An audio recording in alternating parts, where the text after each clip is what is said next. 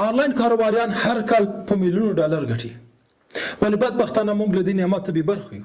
آنلاین کاروبار اوس وختونو کې په لومړی قطار کې قرار لري، یعنی د ټولو تجارتونو کاروبارونو مخکې روانه ده. د آنلاین کاروبار ګټه دا ده چې تاسو په لږو امکاناتو یا په لږو پیسو کولی شئ پیل کړئ. سلامونه، زه سیام پسرلی، هڅونکی ویناوال او د کاروبار لارښود یم.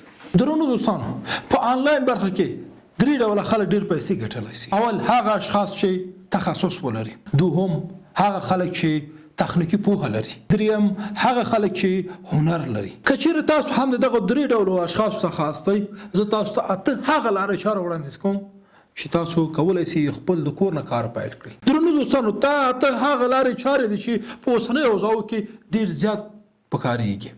یعنی که چیرې تاسو قرنطین یاستئ، په کور کې ناست یاستئ، دا اته لارې چارې تاسو سره مرسته کوي چې تاسو د کور نه کار وکړئ. لومړی هغه برخه ده چې په نړۍ کې ډېر زیات خلک ترې استفاده کوي، هغه فریلانسینګ دی. فریلانسینګ په دې معنی چې تاسو خپل د کور نه کار کوئ. تاسو ویب سایټ ډیولپر هستئ، تاسو ژباړن هستئ، ګرافیک ډیزاینر هستئ، سوشل میډیا ډیولپر هستئ، لیکوال هستئ، تاسو خبریال هستئ. دغسې نورې برخې دي چې تاسو کولی شئ خپل د کور نه کار وکړئ، فعالیت وکړئ او خپل د کار نتیجه د مسؤلو اشخاصو سره شریک کړئ. فریلانسینګ نه وروسته دوهمه برخه آنلاین مشورې دي. په دغه برخو کې نړیوال مشاورین شته دي. تاسو کولی شئ چې د هغه نه استفاده وکړئ، یا هم تاسو خپله یو مشاور واوسئ. تاسو د حقوقو پوهنځي نه فارغ یاستئ، تاسو کولی شئ چې حقوقي برخو کې مشورې ورکړئ. تاسو د طب پوهنځي نه فارغ یاستئ، تاسو کولی شئ چې په صحي برخو کې مشورې ورکړئ. همدارنګه تاسو روانشناس یاستئ، کولی شئ چې په دغه برخو کې خلکو ته مشورې ورکړئ. نو دوستانو، دا ساحه ډېره پراخه ده. تاسو کولی شئ چې په خپلو برخو کې خلکو ته مشورې ورکړئ. دریمه برخه آنلاین تدریس دی. په اوسنۍ نړۍ کې نور خلک ډېر کم صنفونو ته ځي.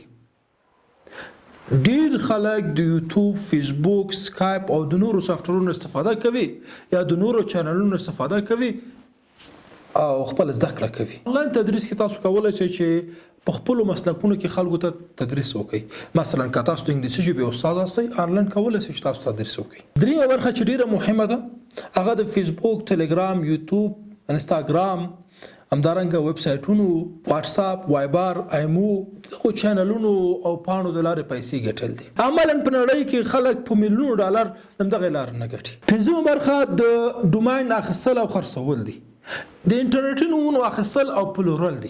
دا هغه خلکو لپاره ده چې دوی په سوشل میډیا کې ډېر زیات فعال دي. دلته ستاسو ځیرکتیا ډېره مهمه ده. کوم نومونه باید تاسو واخلئ چې بیرته په لوړ بیه وپلورئ. مثلا ډېر خلک دي، همدا اوس ډېر کمپنیانې دي په همدغه برخه کې کار کوي، ډوماین اخلي په $10، دوی بیرته په $20، $15 باندې پلوري. شپږم د کتابونو اخیستل او په آنلاین بڼه بیرته خرڅول دي. دغه کاروبار په نړۍ کې ډېر عام دی، ولې په افغانستان کې بدبختانه ډېر عام نه دی. که چیرې ورته کار وشي، موږ په سرعت سره پرمخ تللی شو. اووم آنلاین شاپینګ یا ای کامرس دی چې په نړۍ کې اوس تر ټولو مخکې روانه ده. تاسو د علي بابا شرکت نوم اورېدلی، علي بابا، امازون، همدغسې په افغانستان کې موږ آنلاین بازار لرو، رسانده په نوم لرو، اسرا بی ټو بی لرو. دغسې شرکتونه موږ په افغانستان کې هم لرو چې دوی آنلاین خدمتونه وړاندې کوي.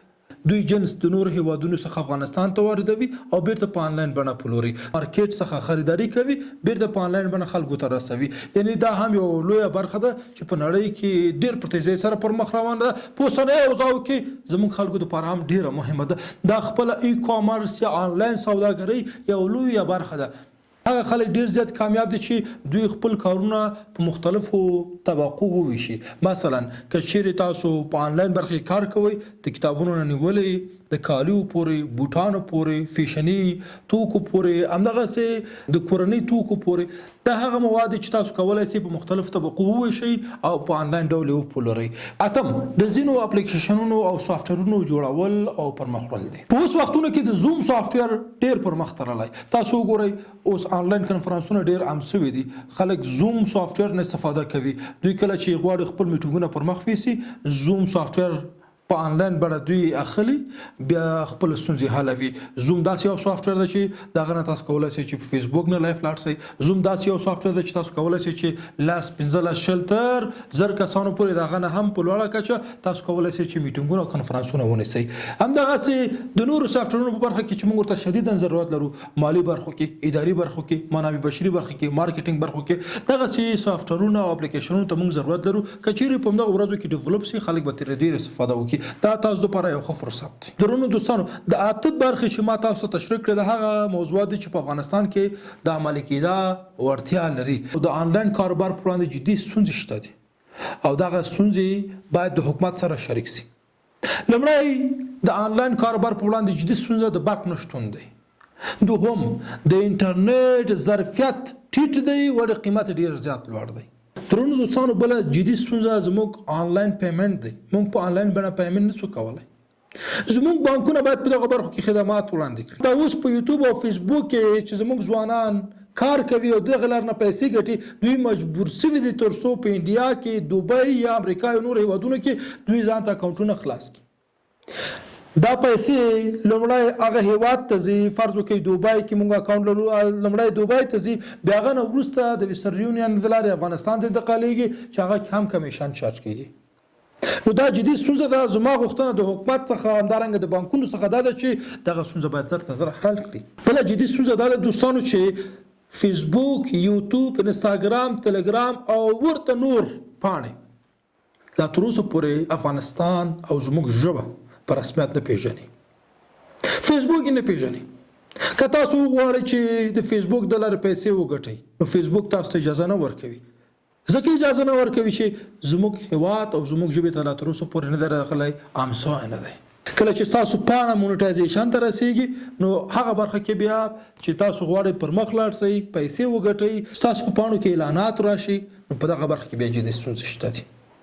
زموږ غوښتنه د حکومت څخه همدا ده چې د فیسبوک، یوټیوب او دغسې نورو برخو له مسؤلینو سره باید تماس ونیسي. مشخصا د مخابراتو وزارت او اترا ادارې مسؤلین کولی شي چې دغه مشکل حل کړي. په نورو هیوادونو کې هر کال آنلاین کاروباریان په میلیونونو حتی په میلیاردونو ډالر پیسې ګټي او د ټولو کاروبارونو آینده او راتلونکی چې دی دیټ از ډیجیټل اکانومي. نو وخت چې ډیجیټل اکانومي ورو ورو عام کیږي نو موږ هم باید په دغه برخه کې فعال اوسو. د انټرنیټ، برق او آنلاین پیمنټ ستونزې باید حل شي. دا هغه وخت حل کېدای شي چې تاسو دا ویډیو شیر کړئ تر څو زموږ د برق عمومي رئیس خبر سي، همدارنګه د مخابراتو وزیر خبر سي، د اترا ادارې مشر خبر سي، تر ولسمشر پورې باید ورسیږي. ولسمشر باید تصمیم ونیسي په ګډه او دا ستونزې باید حل کړي. دا زما ستونزه نه ده، دا د ټولو افغانانو ستونزه ده، دا د ځوانانو ستونزه ده، دا زموږ د فیسبوکرانو او یوټیوبرانو ستونزه ده چې دوی په آنلاین بڼه پیسې نشي ګټلی. وخت چې هندیان کولی شي په هر کال په میلیون ډالر وګټي، ولې زه نشم کولی؟ موږ هم باید وګټو. زموږ خلک باید ورو ورو د ټکنالوژي سره اشنا شي او هغه وخت اشنا کېدای شي چې زموږ د برق ستونزه حل شي، آنلاین پیمنټ ستونزه حل شي، انټرنیټ ارزانه شي او کیفیت لوړ شي. همدارنګه افغانستان باید په نړیواله کچه په مهمو ویب سایټونو کې باید وپېژندل شي.